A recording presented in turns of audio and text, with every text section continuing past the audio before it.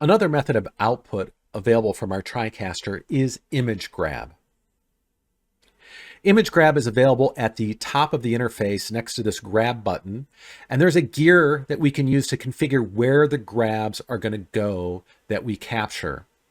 Now, these are just going to be still images, so we can put them in a graphics player or a DDR. So I'm going to put mine in graphics 1, and then we can configure what's going to be grabbed when we click the button. That can be done by clicking on the program gear, going to the grab tab, and then we can grab any of our mix outputs. And in fact, if I want to grab multiple mix outputs with one button press, we could just checkbox all the ones we want. We can also set its destination.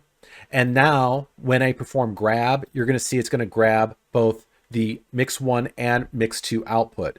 So if we look at what these are configured as, we can see that mix 1 is currently input to, and mix 2 is a program clean feed, which is going to be the program output with no title. And that's what we're seeing appear in both of these.